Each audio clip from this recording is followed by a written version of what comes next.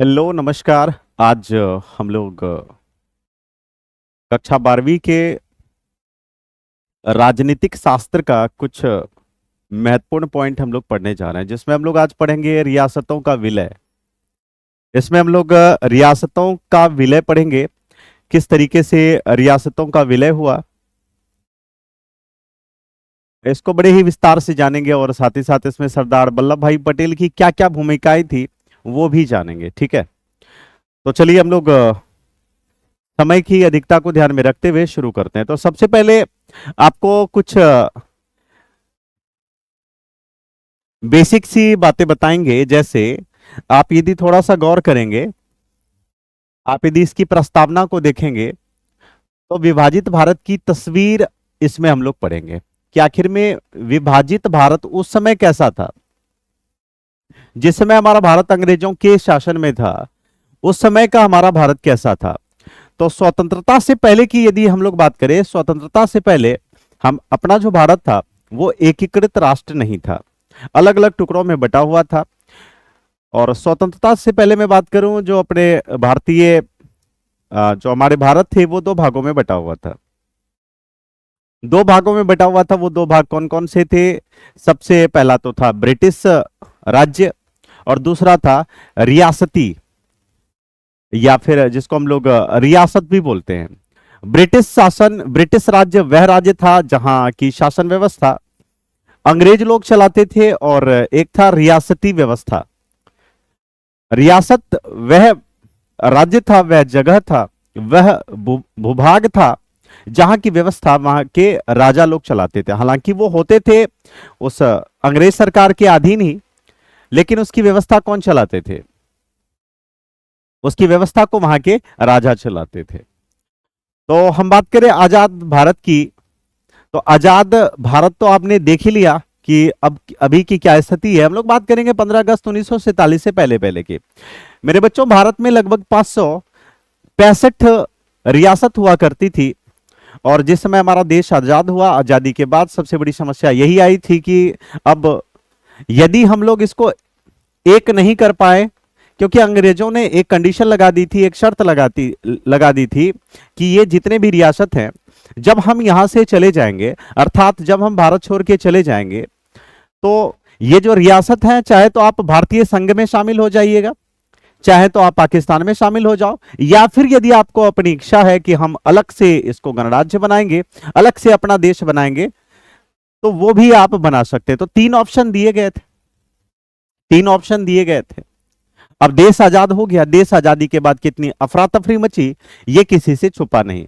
ये आप इसका जीता जागता उदाहरण आपने गदर फिल्म में देख ही लिया होगा कि किस तरीके से आ, अधिक मतलब लाखों की संख्या में लोग एक जगह से दूसरे जगह मतलब स्थानांतरण करने में क्या परेशानी आई, कितनी बड़ी समस्याएं आई, जन की हानि हुई, धन की हानि हुई, हर प्रकार की हानि हुई। लगभग 5-6 लाख लोग उस समय में मारे गए थे, ये आपको पता था। तो चलिए हम लोग और थोड़ा सा विस्तार से हम लोग चीजों को समझेंगे।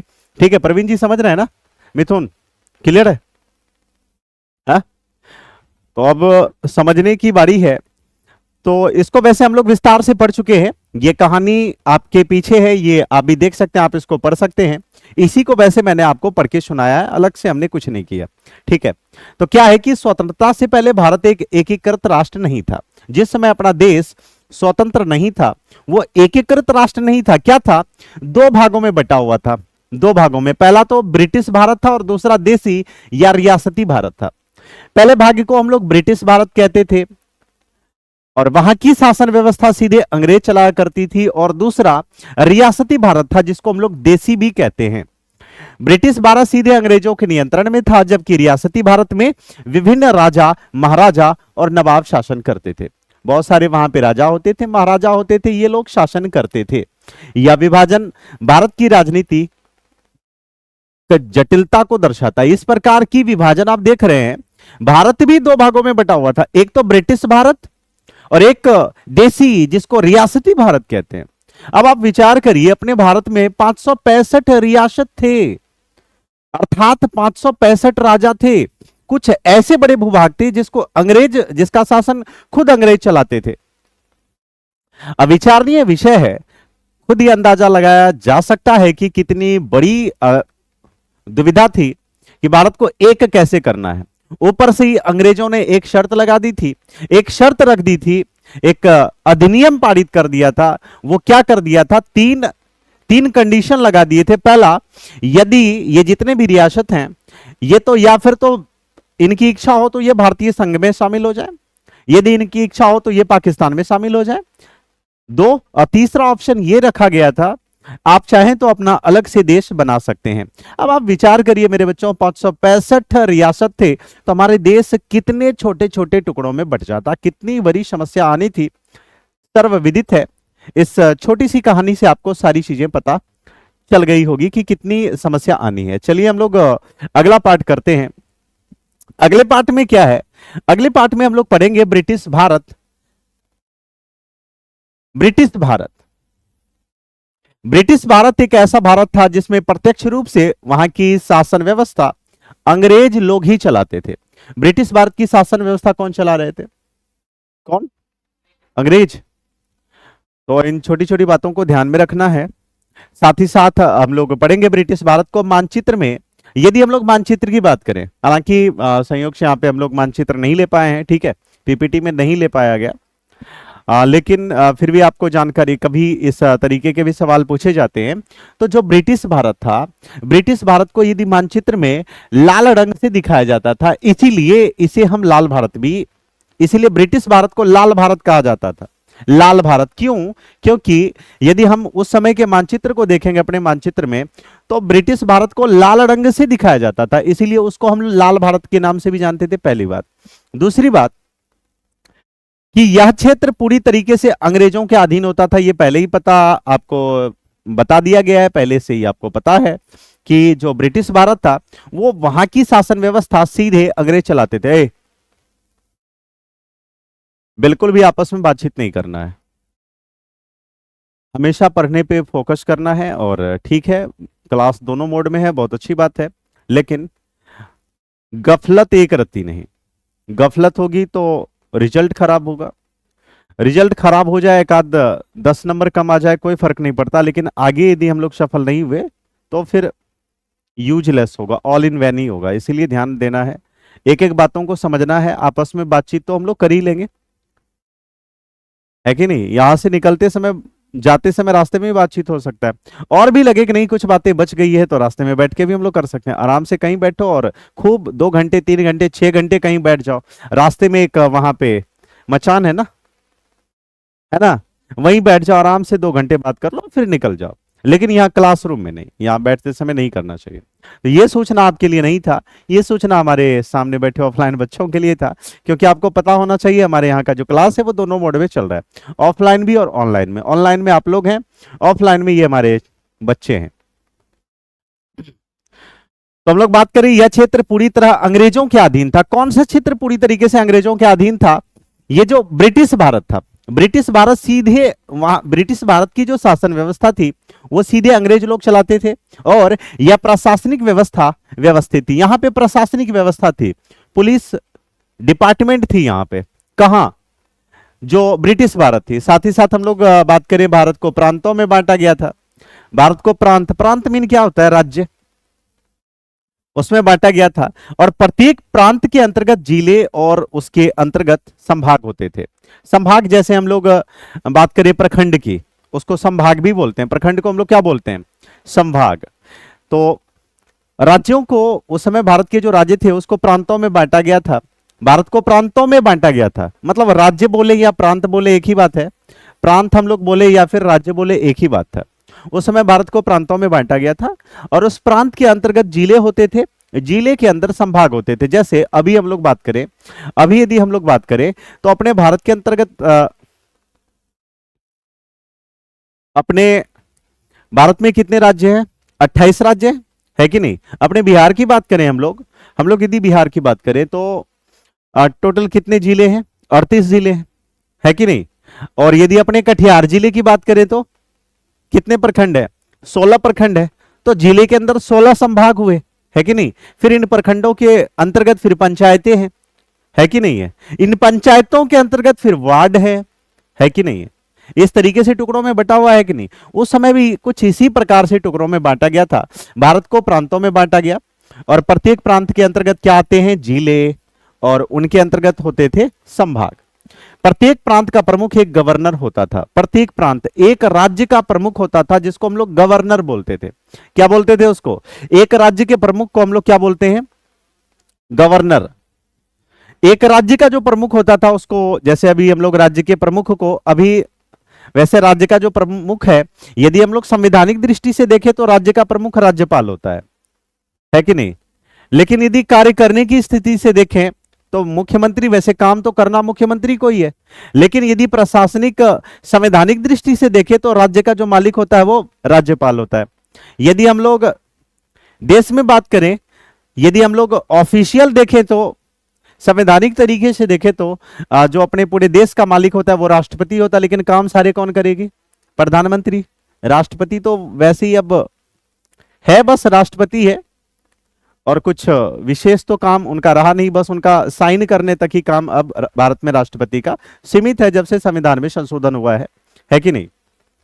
तो कहते जो गवर्नर जनरल के अधीन कार्य करता था, ये गवर्नर जनरल, एक भारत के प्रांत को हम लोग क्या बोलते? भारत, प्रत्येक प्रांत के जो प्रमुख होते थे उसके प्रमुख को कहते थे गवर्नर, और वो गवर्नर किसके अंतर्गत? जो गवर्नर जनरल के अधीन कार्य करते थे। एक होता था गवर्नर जनरल, ठीक है? जितने भी राज्यों के गवर्नर होते थे, ये गवर्नर जनरल किसके अधीन? गवर्नर जनरल के अधीन कार्य करते थे। मतलब एक गवर्नर जनरल के अंतर्गत क्या होते थे? गवर्नर होते थे। गवर्नर कौन होते थे? जो राज्य के प्रमुख होते थे, ठीक है?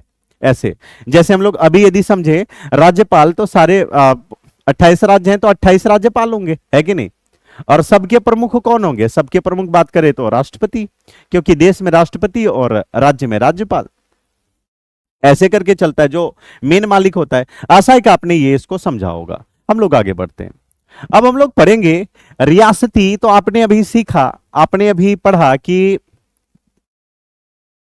जो ब्रिटिश राज्य थे, ब्रिटिश राज्यों को प्रांतों में बांटा गया। जो ब्रिटिश भारत था, ब्रिटिश भारत को प्रांतों में बांटा गया। प्रत्येक प्रांत में जिले हुआ करते थे, उन जिलों के अंतर्गत संभाग होते थे। एक प्रांत का एक गवर्नर होता था, वह गवर्नर गवर्नर जनरल के अधीन कार्य करता था। यह चीज हम लोगों ने पढ़ लिया है। आइए हम लोग आगे पढ़ते हैं। आगे क्या है, जैसे हम लोग रियासती भारत की बात करें। मेरे बच्चों, हम लोग ब्रिटिश भारतों के विषय में गहराई से पढ़ चुके हैं। ब्रिटिश भारत क्या है, ब्रिटिश भारत को किस तरीके से बांटा गया था, कैसे उनको प्रांतों में बांटा गया, कैसे उनको संभागों में बांटा गया, किस तरीके से जिलों में कन्वर्ट किया गया, ये आपने अच्छी तरीके से जाना। हम लोगों ने विद एग्जाम्पल जाना। जैसे अभी एट प्रेजेंट अभी हम लोग बात करें तो अभी अपने देश में टोटल 28 राज्य हैं, और खास करके बात करें अपने बिहार के, अपने खुद के जिले कटिहार की, तो हमारे कितने जिले हैं? अपने बिहार में कितने जिले हैं? 38 डिस्ट्रिक्ट्स। और हम लोग बात करें कटिहार जिले में कितने प्रखंड है? 16। नाम मैं नहीं पूछूंगा, नाम पता भी नहीं होगा। है पता? है? नहीं है किसी को पता कि अपने कटिहार में कितने प्रखंड है? 16। लेकिन कौन कौन से हैं? नाम गिनाऊं क्या? हम लोग यहां से शुरू करते हैं। इधर से कहां से शुरू करें? हम लोग पीछे से शुरू करते हैं। काउंटिंग करना। पहला चलो, बलरामपुर, बलरामपुर हो गया। बारसोई, बलरामपुर बारसोई। उसके बाद आजमनगर, कदवा हो गया, कदवा हो गया। डंडखोड़ा, हसनगंज, हसनगंज आ गए। अब हम लोग चलते हैं उधर। हसनगंज कितना हुआ टोटल? हसनगंज हो गया। चलो उधर। अब अहमदाबाद कितने हुए? अहमदाबाद। उसके बाद थोड़ा सा आगे चले। अहमदाबाद के बाद हम लोग बात करें तो प्राणपुर। फिर थोड़ा सा आगे चले, मनिहारी। फिर थोड़ा सा आगे चले, मनसाही। फिर थोड़ा सा आगे चले, कटिहार। कटिहार से थोड़ा सा और बैक आइए, जहां पे अपना नामदान केंद्र है, कोढ़ा, है कि नहीं? और थोड़ा सा हम लोग बैक चले, बड़ारी। और थोड़ा सा हम लोग बैक चले, समेली, और थोड़ा सा बैक चले, कुर्शेला, और थोड़ा ज्यादा बैक चले तो फलका। कितने हैं टोटल प्रखंड? हो गया ना? यही 16 प्रखंड है ना? तो ये सारे 16 प्रखंड थे अपने कटिहार जिले के। तो ये बहुत ही क्लियर है कि किस तरीके से अपने कटिहार में, आप शायद आपको भी पता ही होगा, बहुत अच्छी बात है, नहीं तो अब सीख लीजिए, है कि नहीं? आराम से देखते रहिए, सीखते रहिए। और चलिए हम लोग बात करें, अभी हम लोग बात करेंगे रियासती भारत की। तो विविधता और जटिलता की हम लोग बात करें। जो रियासती भारत थी वहां पे थी विविधता। विविधता कैसी थी? क्योंकि वहां पे 565 रियासत थी। 565 रियासत में 565 राजा होंगे, महाराजा होंगे, नवाब होंगे। अब इस तरीके से वहां पे जटिलताएं थी। यहां पे कहते हैं कि रियासती भारत को मानचित्र में पीले रंग से दिखाया गया। जो ब्रिटिश भारत थी मानचित्र में उसको लाल रंग से दिखाया गया, इसीलिए उसको कौन सा भारत कहा जाता था राजीव जी? लाल भारत कहा जाता था। कौन सा भारत? अब उसी ब्रिटिश भारत को, अब हम लोग ब्रिटिश भारत को जान लिए, ब्रिटिश भारत क्या था नहीं था। ब्रिटिश भारत में को प्रांतों में बांटा गया, और प्रांतों के जो प्रमुख होते थे, जो मुखिया होते थे, उसको गवर्नर कहा जाता था। वो सारे गवर्नर गवर्नर जनरल के अधीन होकर कार्य करते थे। दैट्स ऑल, यही था। और कुछ था क्या? यही कुछ था, इतना ही था ना। हाँ, आगे हम लोग पहुंच गए हैं रियासती भारत में। तो रियासती भारत की यदि हम लोग बात करें तो भारत में रियासतों की कुल संख्या, ये मैं बात कर रहा हूं गुलाम भारत की, जिस समय हम लोग अंग्रेजों के शासन के अधीन थे, अंग्रेजों के अधीन थे उस समय हम लोग बात करें रियासती भारत को, तो रियासती भारत को मानचित्र में पीले रंग से दिखाया गया था। यही कारण था कि रियासती भारत को पीला भारत भी कहते हैं। आगे हम लोग बात करें, यहां पे रियासती भारत में टोटल कितने रियासत थे? 565 रियासत थे, और जिनका आकार और महत्व अलग अलग था।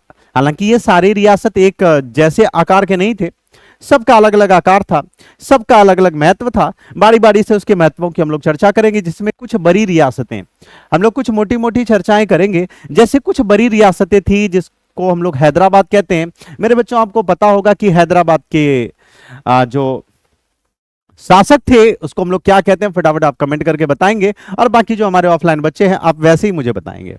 क्या कहा जाता था? निजाम कहा जाता था। क्या? निजाम। और जैसे ये हैदराबाद, ये कुछ बड़ी रियासत हुआ करती थी, और मैसूर और कश्मीर ये बड़ी बड़ी रियासतें थी। कुछ मध्यम स्तर की भी थी, जैसे ग्वालियर की बात करें, ये बड़ी रियासतें थी। हैदराबाद, मैसूर और कश्मीर ये बड़ी रियासतें थी। और कुछ ऐसी रियासतें थी जो मध्यम आकार की थी, मध्यम स्तर में। जैसे हम लोग बात करें ग्वालियर की, जोधपुर, जोधपुर कहाँ है? राजस्थान में। अच्छा, ये जयपुर भी राजस्थान में ही है। भोपाल और बड़ौदा। इसके अलावा कई छोटी रियासतें भी थी, जैसे रामपुर, टोंक आदि, टोंक आदि। ये सारी कुछ, मतलब रियासत भी, मेरे कहने का भाव ये है कि रियासत जो थी कुछ बड़ी रियासत थी। बड़ी रियासतों में आप फटाफट नाम नोट करेंगे, हैदराबाद, मैसूर और कश्मीर, ये बड़ी रियासतें थी। इसके साथ साथ कुछ मध्यम रियासतें थी और कुछ छोटी रियासतें थी, जिसमें रामपुर, टोंक इत्यादि। ठीक है, ये सारे। अब हम लोग बात करें, अब हम लोग बात करेंगे, अभी तो आपने देखा कि जो ब्रिटिश भारत थी वहां अंग्रेज सीधे सीधे अपना शासन करते थे, चलाते थे। लेकिन मेरे बच्चों, जो रियासती भारत थी, क्या वहां पे अंग्रेजों का कोई शासन नहीं होगा? कल्पना, वहां पे शासन होगा कि नहीं है? होगा? होगा कि नहीं होगा?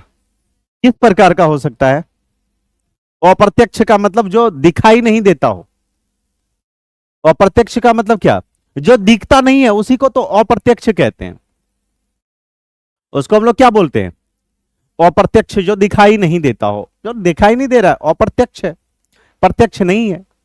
तो अप्रत्यक्ष रूप से जितने भी रियासती भारत थे, उस रियासती भारत तक पे भी शासन था अंग्रेजों का, लेकिन वो ओपन नहीं था, वो प्रत्यक्ष नहीं था। किस तरीके से था? अप्रत्यक्ष, मतलब हिडन, हिडन, जिसको हम लोग अप्रत्यक्ष कह देते हैं। ठीक है, फिर भी अंग्रेज का उन पर क्या था? अप्रत्यक्ष नियंत्रण बना रहता था। इन पे भी नियंत्रण था, रियासतों पे भी, जैसे बड़ी और मध्यम रियासतों में एक अंग्रेज अधिकारी नियुक्त किए जाते थे। जो बड़ी रियासतें होती थी या फिर जो मध्यम रियासतें होती थी, बड़ी रियासतें और मध्यम रियासतों में एक अंग्रेज के अधिकारी नियुक्त किए जाते थे। जो रियासत होते थे अंग्रेज के क्या एक अधिकारी, अच्छा वो अंग्रेज के एक अधिकारी जो नियुक्त किए जाते थे वो क्या, वो इसलिए नियुक्त किए जाते थे क्योंकि उस समय जो ब्रिटिश अंग्रेज जानना चाहते थे कि ये राजा लोग करता क्या है, क्या क्या करता है, इनकी सारी इंफॉर्मेशन अंग्रेजों को उस अधिकारी के माध्यम से मिलते रहती थी। जैसे हम लोग और थोड़ा सा विस्तार करें, जिसे हम लोग राजनीतिक अभिकर्ता या रेजिमेंट कमिश्नर कहा जाता है। राजनीतिक अभिकर्ता, तो प्रत्येक रियासतों में एक व्यक्ति अंग्रेज अधिकारी होते थे। उस अंग्रेज अधिकारी को राजनीतिक अभिकर्ता या फिर हम लोग क्या बोलते थे, रेजिडेंट कमिश्नर। क्या, रेजिडेंट कमिश्नर। उस रियासतों की देखरेख के लिए एक अधिकारी नियुक्त किया जाता था कि जो रियासतों पे भी नजर रखे, और ये राजा क्या कर रहा है, ये कुछ उल्टा सीधा कोई साजिश तो नहीं रच रहा है हमारे लिए। तो इसके लिए क्या किया जाता था, क्या किया जाता था, इसके लिए एक अधिकारी नियुक्त किया जाता था। उस अधिकारी को राजनीतिक अभिकर्ता या रेजिडेंट कमिश्नर कहा जाता था। अच्छा, उसका काम क्या था, उसका काम बस सीधा सा था कि राज्यों में क्या चल रहा है, राजा लोग क्या कर रहे हैं, इसकी सारी सूचना ऊपर दे दी जाती थी। ठीक है, तो यह अधिकारी राजा की गतिविधियों पर क्या रखता था, नजर, और गवर्नर जनरल के अधीन कार्य करता था। यह किसके अधीन कार्य करता था, गवर्नर के अंतर्गत नहीं, गवर्नर जनरल के अधीन कार्य करता था। ठीक है, यह किसके अधीन कार्य करता था, गवर्नर जनरल के अधीन कार्य करता था। आपने अच्छी तरीके से इसको समझा। चलिए हम लोग आगे बढ़ते हैं। हम लोग बात करें ब्रिटिश संरक्षण की नीति। ब्रिटिश संरक्षण की नीति मतलब उन्होंने संरक्षण के लिए अंग्रेजों ने कौन सी नीति अपनाई, उन्होंने क्या किया, ये हम लोग बड़े ही विस्तार से पढ़ने वाले हैं। जैसे हम लोग बात करें कि ब्रिटिश शासन में दो प्रमुख विभाग कार्य करते थे। जो ब्रिटिश शासन हुआ करती थी उसमें दो प्रकार के मुख्य विभाग थे, दो प्रमुख विभाग कार्य करते थे। कौन कौन से दो थे, पहला तो गृह विभाग ब्रिटिश भारत का संचालन करता था। जो गृह विभाग था वो ब्रिटिश भारत का संचालन करता था। उस समय ब्रिटिश शासन में दो प्रमुख विभाग थे। कितने प्रमुख, दो प्रमुख विभाग थे। हम लोग बात करें विभाग की तो दो विभाग थे। कितने विभाग, दो। कौन कौन से दो विभाग होंगे, एक तो गृह विभाग। गृह विभाग कौन संभालता था, जो ब्रिटिश भारत का संचालन करता था गृह विभाग। कौन सा विभाग, गृह विभाग। और जो रियासती भारत था उसका संचालन तो अभी हम लोगों ने हाल ही में पढ़ा है, उसका संचालन रेजिडेंट कमिश्नर के द्वारा होता था या फिर राजनीतिक अभिकर्ता के द्वारा उसका संचालन होता था। तो गृह विभाग ब्रिटिश भारत का संचालन करता था और जो राजनीतिक विभाग रियासती भारत के मामलों की देखरेख करता था। राजनीतिक विभाग जिसको हम लोग वैसे रेजिडेंट कमिश्नर भी कहते हैं, ये उसकी देखरेख करता था। सभी रियासतों के शासक ने अंग्रेजों के साथ वफादारी की संधि की थी। जितने भी रियासत के शासक थे, जितने भी रियासत, कितने रियासत थे टोटल, 565 रियासत थे, और 565 रियासतों के जो शासक थे वफादारी की संधि की थी अंग्रेजों से। नहीं जी, आपके लिए हम वफादार रहेंगे, बस आपके साथ कोई बेईमानी नहीं, कोई बेईमानी नहीं, हम वफादार रहने वाले हैं। इस संधि के अनुसार एक संधि हुई थी, उस संधि को हम लोग वफादारी की संधि की। किस प्रकार की संधि की थी, वफादारी की संधि की थी। जितने भी रियासत के राजा लोग थे, कहते इस संधि के अनुसार उनकी सुरक्षा की जिम्मेवारी ब्रिटिश सरकार की थी। अब इस संधि के अनुसार ये जो संधि हुआ था कि हम आपके लिए वफादार रहेंगे, आपके साथ धोखाधड़ी नहीं करेंगे, तो भाई अंग्रेजों ने कहा कोई बात नहीं भाई, जब आप हमारे लिए वफादार रहोगे तो आपकी रक्षा की जिम्मेवारी हमारी है। अंग्रेजों ने कहा था कि यदि आप हमारे लिए वफादार हो तो आपके रक्षा की जो जिम्मेवारी है, आपके केयर टेक की जिम्मेवारी भी हमारी रहेगी, आपकी हम लोग रक्षा करेंगे।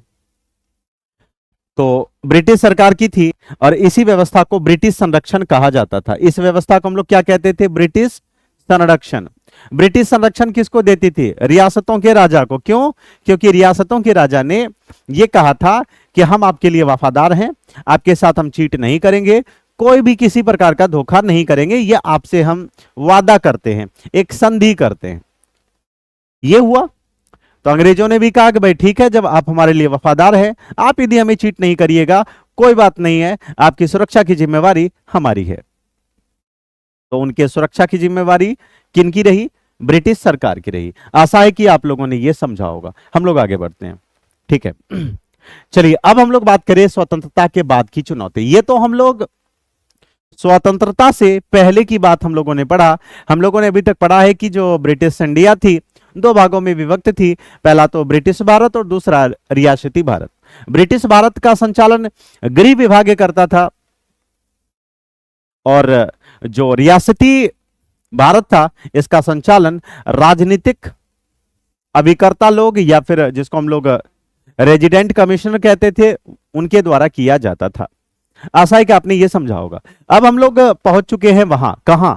अब हम लोग पहुंच चुके हैं, अब हमारा देश आजाद हो रहा है। अब हमारा देश आजाद हो जाएगा। आपको पता होना चाहिए कि हमारा देश 14 अगस्त 1943 को रात्रि के लगभग 12 बजे के आसपास ही, हमारा देश 12 बजा नहीं था, लगभग 11 बजे के आसपास का कुछ समय था, उस समय हमारा देश आजाद हुआ था। इस आजादी की जानकारी गांधी जी को, नेहरू जी को और भी उस समय जो बड़े बड़े कार्यकर्ता हुआ करते थे, इन सब को इसके विषय में जानकारी थी कि ऐसा ऐसा होने वाला है। साथ ही साथ इनके सामने एक बहुत बड़ी समस्या थी विभाजन की। विभाजन की सबसे बड़ी समस्या थी, अब तो क्या होगा यार, अब तो बड़ा जोल ही होगा, आगे चल के विभाजन होगा। मुस्लिम लीग ने अलग से पाकिस्तान की मांग उठा दी थी, वो होना ही था आजादी के बाद। तो बहुत हर प्रकार की अफरा तफरी, आइए हम लोग उसका अध्ययन विस्तार से करते हैं। तो 1947 में स्वतंत्रता प्राप्ति के बाद भारत के सामने सबसे बड़ी चुनौती थी 565 रियासतों का एकजुट करना। 565 रियासत थे। अब देश तो आजाद हो गया, 3 शर्त लगा दिया गया था, 3 कंडीशन लगाए थे अंग्रेजों ने। इन जो राजा लोग हुआ करते थे, महाराजा थे और जो शासक थे, पहला, या फिर तो आप पाकिस्तान में शामिल हो जाओ, दूसरा, आप चाहो तो भारतीय संघ में शामिल हो जाओ, तीसरा, आप चाहो तो अपना अलग से देश बना लो। तो देश तो आजाद हो गया था 15 अगस्त 1947 ईस्वी को, लेकिन उसके बाद ही सारी समस्याएं शुरू हुई थी। समस्याएं आपके सामने है कि 565 रियासतें, अर्थात देश के 565 टुकड़े, देश के 565 टुकड़े हो जाने थे। 565 टुकड़े हो जाने थे। क्यों? क्योंकि कुछ ऐसे लोग थे, कुछ ऐसे रियासतें थी जिन्होंने तीसरा ऑप्शन सेलेक्ट किया था, अर्थात हम अपना अलग से देश बनाएंगे, हमारी अलग से अपनी शासन व्यवस्था होगी, ना तो हम पाकिस्तान में मिलेंगे, ना हम भारतीय संघ में शामिल होंगे, हम अलग से अपना देश बनाएंगे। विचार करिए इसको, इसी का, जैसे हैदराबाद ने इसकी शुरुआत की, इसके बाद मणिपुर में ये बीमारी फैली, ऐसे फैलते फैलते और भी बहुत जगह फैल सकती थी। तरह तरह की समस्याएं आजादी के बाद शुरू हुई थी। अक्सर बहुत सारे लोगों को आजादी के पहले की दुर्दांत स्थिति तो सब जानते हैं, उसकी महिमा सब गाते हैं, लेकिन आजादी के बाद की स्थिति कितनी खराब थी, कितनी भयावह थी, किस प्रकार से जन की हानि, धन की हानि, बहुत सारे लोगों की हानि, 5 से 6 लाख की संख्या में, एक आंकड़ों के अनुसार बताया जाता है कि 5 से 6 लाख उस समय मरे थे। तो इस प्रकार की समस्या वहां पे आई थी। तो चलिए हम लोग बात करें अब रियासतों को एक कैसे किया जाए। समस्या आई रे भाई, अब रियासत को क्या होगा, कैसे एक किया जाएगा? तो कहते हैं कि यदि ये रियासतें अलग रहती तो भारत के कई छोटे छोटे, पहले ही आपको बता दिया गया, रियासत अलग रहते तो भारत के छोटे छोटे टुकड़े हो जाने थे, इसीलिए इनका भारतीय संघ में विलय आवश्यक था। इसीलिए जरूरी था ये जितने भी रियासत थे ये सारे के सारे भारतीय संघ में शामिल हो, ये आवश्यक था, ये बहुत जरूरी था। अब हम लोग बात करिए रियासतों की। रियासतों को ए वर्ग, बी वर्ग, सी वर्ग इत्यादि में बांटा गया। अब आप कहेंगे ए वर्ग, बी वर्ग, सी वर्ग, हाँ बिल्कुल। आइए हम लोग विस्तार से जानते हैं कितने जनसंख्या वाली रियासतों को ए वर्ग में और कितनी जनसंख्या वाली रियासतों को बी वर्ग में और कितनी जनसंख्या वाली रियासत को सी वर्ग में बांटा गया। तो 216 रियासत को टोटल 216 रियासतें थी जिनकी जनसंख्या लगभग 19 करोड़ से अधिक थी। ध्यान रहे, जिसकी जनसंख्या 19 करोड़ से ज्यादा थी तो ब्रिटिश भारत के प्रांतों में मिला दिया गया।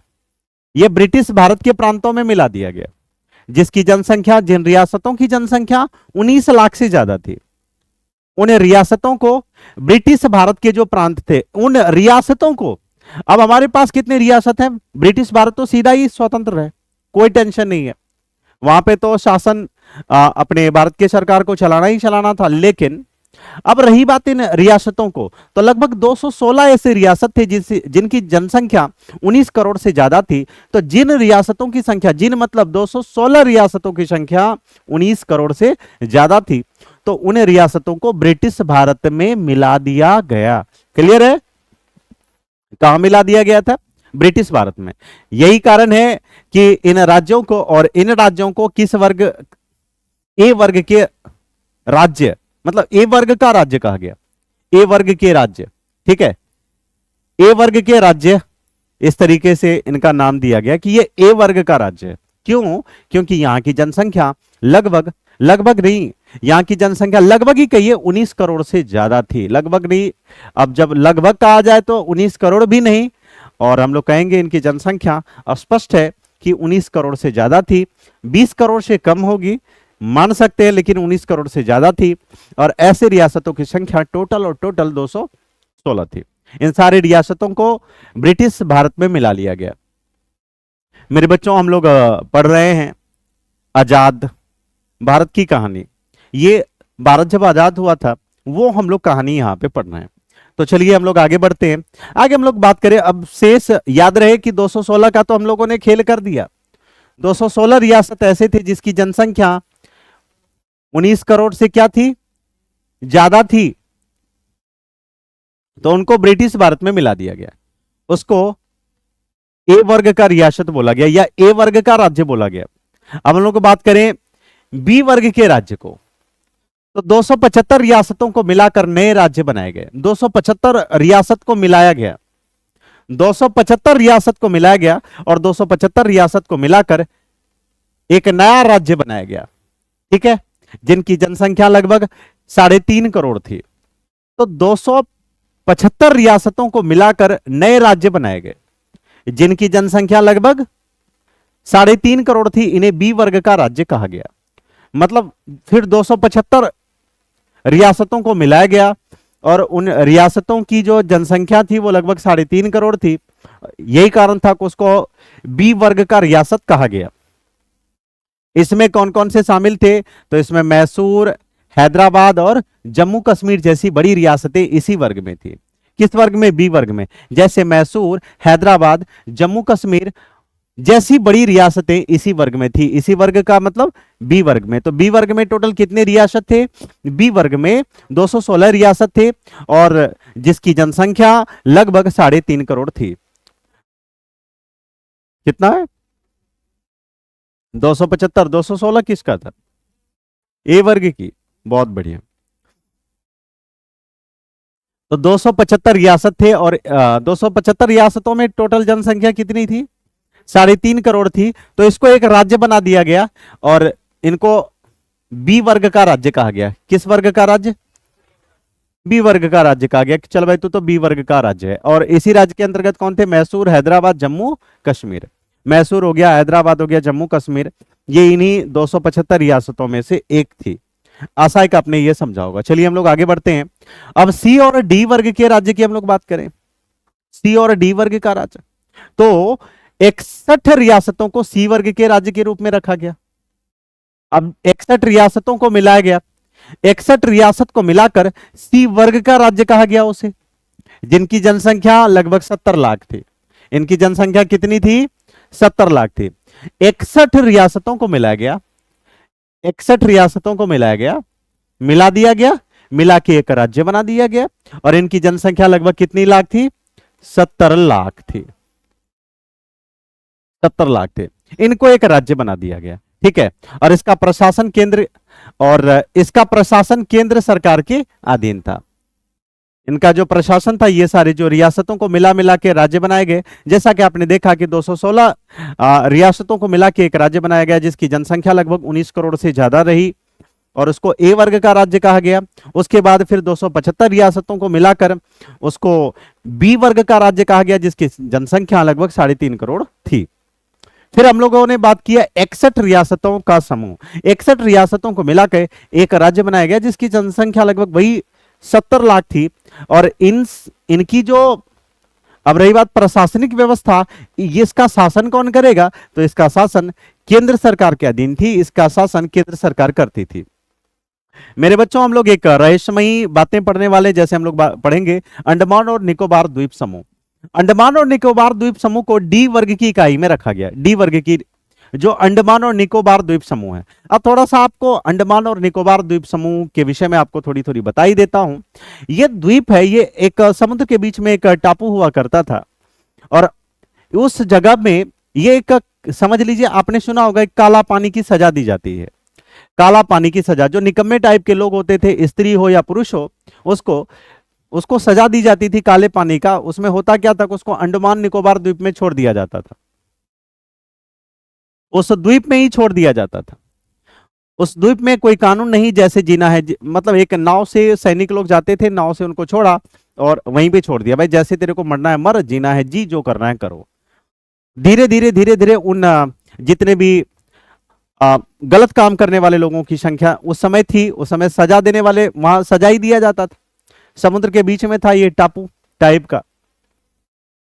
धीरे धीरे वहां की भी जनसंख्या बढ़ती गई और आज वह भी एक देश बन चुका है। लगभग आज वह एक बड़ा सा कंट्री के रूप में उभर चुका है, लेकिन वो हमारे भारत के अधीन है। किसके अधीन है, तो अंडमान और निकोबार द्वीप समूह को डी वर्ग की इकाई में रखा गया। किस वर्ग की इकाई में, था तो भारत में ही, और डी वर्ग की इकाई में, क्योंकि वहीं पे सजा दिया जाता था। अलग से कोई, मतलब एक टापू टाइप का था। भारत में जो निकम्मे टाइप के लोग होते थे, उसको सजा देके वहीं पे शिफ्ट कर दिया जाता था, तुम वही अंडमान निकोबार में मर वहीं पे।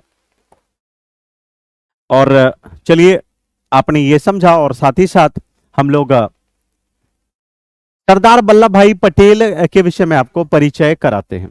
ये आप अभी आप रियासतों के विषय में पढ़ रहे थे कि 216 रियासतों को मिलके 216 रियासतों को मिला गया, फिर जिसकी जनसंख्या 19 करोड़ थी, एक राज्य बनाया गया। 275 रियासत को मिला के एक राज्य बनाया गया, और फिर जाके 61 रियासतों को मिला के एक राज्य बनाया गया। अंडमान निकोबार ये सारी केंद्र सरकार के अधीन थी, और वो जो रियासतें मिला के राज्य बनाए गए थे, वो भी केंद्र सरकार के अधीन थी। अब हम लोग बात करेंगे, आपने ये तो सुन लिया, ये तो जान लिया कि रियासतें एक हो गई, एक हो गई, एक हो गई। शायद आपको रियासत के एक होने के संघर्ष शायद आपको पता नहीं कि इसके बीच में कितने संघर्ष करने पड़े, कितने पापड़ बेलने पड़े, और ये संघर्ष करने वाला कौन था। तो मेरे बच्चों, आज हम लोग पढ़ेंगे सरदार वल्लभ भाई पटेल के विषय में। इनकी भी भूमिका कम नहीं थी। आप चित्र में इनको देख रहे हैं, इनको लौह पुरुष भी कहा जाता था। लौह पुरुष एक मजबूत, एक ऐसा व्यक्ति जिन्होंने वह कार्य किए अपने संकल्प के दम पे, अपने दृढ़ संकल्प के दम पे, जो करना लगभग इम्पॉसिबल ही था, असंभव था, जिसको सरदार वल्लभ भाई पटेल ने किया। थोड़ा सा आपको इनके विषय में परिचय देना चाहेंगे। सरदार वल्लभ भाई पटेल का जन्म सन 1975 ईस्वी में होता है। क्या 1875? बिल्कुल, सरदार वल्लभ भाई पटेल का जन्म 1875 में होता है, और इनकी मृत्यु आपको बता दें सन 1950 ईस्वी में होती है।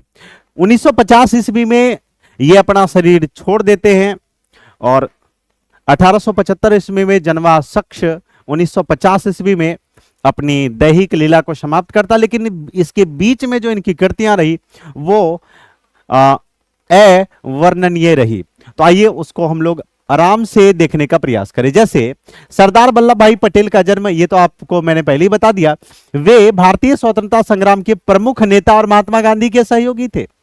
ये स्वतंत्रता संग्राम के एक प्रमुख, एक तो था मुख्य ये, लेकिन ये प्रमुख थे, प्रमुख नेता थे, और महात्मा गांधी के कट्टर सहयोगी थे। आपको बता दें कि ये सरदार वल्लभ भाई पटेल हमारे आजाद भारत के सबसे पहले उप प्रधानमंत्री और सबसे पहले गृह मंत्री बने। आजाद भारत के प्रथम गृह मंत्री कौन थे, तो सरदार वल्लभ भाई पटेल। आजाद भारत के प्रथम उप प्रधानमंत्री कौन थे? तो सरदार वल्लभ भाई पटेल ये बने थे। ये किसी परिचय के मोहताज नहीं है, इसके विषय में आप खूब गहराई से जानते हैं। इनका जन्म कब हुआ था? 1875 में इनका क्या हुआ? जन्म। और इनकी मृत्यु कब हुई? 1950 ईस्वी में। मतलब ज्यादा दिन नहीं, आजादी के बाद कुछ ही दिन बाद इन्होंने अपना शरीर त्याग दिया, छोड़ दिया। तो चलिए हम लोग पटेल के विषय में, वैसे गहरी जानकारी आपको मिल ही गई कि 565 ऐसे रियासत थे। 565 रियासतों के जितने भी राजा थे सबको इन्होंने समझाया, सबके पास ये गए, कहीं प्यार से तो कहीं पे एग्रीमेंट करा के एक घोषणा पत्र बनाया गया था। एक घोषणा पत्र बनाया गया था। वैसे आपको थोड़ी सी और अलग जानकारी देना चाहेंगे। पहले ही जिस समय 15 अगस्त 1947 से पहले जब अपना देश आजाद होने वाला था, उससे पहले ही सूचना दे दी गई थी कि जितने भी छोटे छोटे रियासत हैं वो भारतीय संघ में शामिल हो जाएं। लेकिन कुछ ऐसी रियासतें थी जो भारतीय संघ में शामिल नहीं होना चाहती थी, कुछ रियासत भारतीय संघ में शामिल होना चाहती थी। इसके लिए एक एग्रीमेंट, एक पत्र बनाया गया था और उस एग्रीमेंट पत्र का क्या नाम था? Instrument of accession. Instrument of accession. तो सहमति पत्र का नाम था, जिसका नाम रखा गया इंस्ट्रूमेंट ऑफ एक्सेशन। उस सहमति पत्र पे साइन करा लिया जाता था कि जितने भी रियासत भारतीय संघ में शामिल होना चाहते हैं वो इंस्ट्रूमेंट ऑफ एक्सेशन अर्थात इस सहमति पत्र पे आप सिग्नेचर कर दीजिए। तो चलिए हम लोग थोड़ा सा इसके विषय में पढ़ भी लें। सरदार पटेल ने देशी रियासतों को भारतीय संघ में विलय में महत्वपूर्ण भूमिका निभाई। आपको बता दें कि 565 रियासतों को भारत में मिला गया, 565 के 65 को भी भारत में मिला लिया गया। उन्होंने शासकों को समझाया, कहीं पे तो जा जाके उन्होंने शासकों को समझाया, और जहां पे नहीं माना वहां कठोर कदम भी उठाए। नहीं मानोगे तो यार फिर तो वही है, रेल दिया जाएगा। तो इस तरीके की भाषा का भी प्रयोग किया गया कि कहीं कठोर कदम उठाए तो कहीं समझाया। यही कारण था सरदार पटेल को भारत का लौह पुरुष कहा जाता था। एक क्वेश्चन यहाँ पे आपका बन रहा है, हालांकि क्वेश्चन तो बहुत सारे क्वेश्चन आपके क्रिएट हो रहे हैं और इन सारे क्वेश्चन को आप याद रखेंगे कि भारत का लौह पुरुष कहा जाता है सरदार वल्लभ भाई पटेल को। क्यों कहा जाता है? इसलिए कहा जाता है क्योंकि इन्होंने वह काम किए जो एक लौह पुरुष ही कर सकता है। 565 राजाओं को मिलाना, 565 रियासतों को एक करना कोई बच्चों का खेल नहीं था, जो सरदार वल्लभ भाई पटेल ने किया। कहीं समझा के, कहीं प्यार से, कहीं थोड़ा सा आंख दिखा के, तो कहीं पे रूखा और सख्त कदम उठा के। जैसे भी माना मना के छोड़ा और उसको पे एक साइन करा लिया जाता था, और जिसको सहमति पत्र बोला जाता था कि भाई जितने भी राजा भारतीय संघ में शामिल हो गए, ये इंस्ट्रूमेंट ऑफ एक्सेशन है भाई साहब, इसमें अपना दस्तखत कर देना और आ जाओ भारतीय संघ में। तो और फिर कहते हैं कि वे संविधान सभा की कई महत्वपूर्ण समितियों के सदस्य रहे। संविधान सभा के बहुत सारी ऐसी महत्वपूर्ण समितियां थी, उनके भी सदस्य रहे, और सरदार पटेल के प्रयासों के कारण भारत क्या हो पाया? एक एकीकृत राष्ट्र बन पाया। स्वतंत्रता से पहले भारत विभाजित और जटिल था।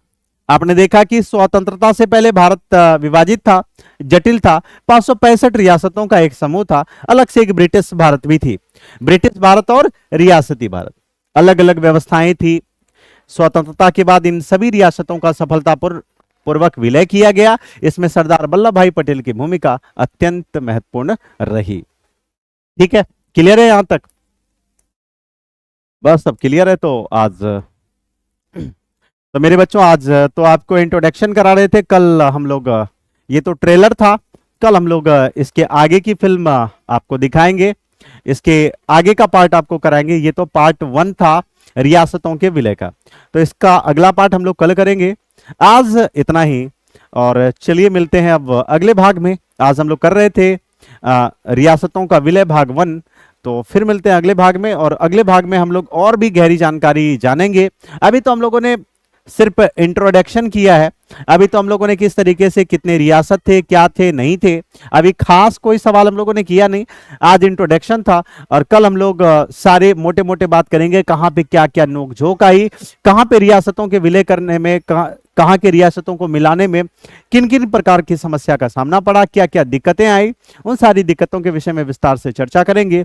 और कल राज्यों के पुनर्गठन को ही हम लोग सिरे से खारिज करेंगे।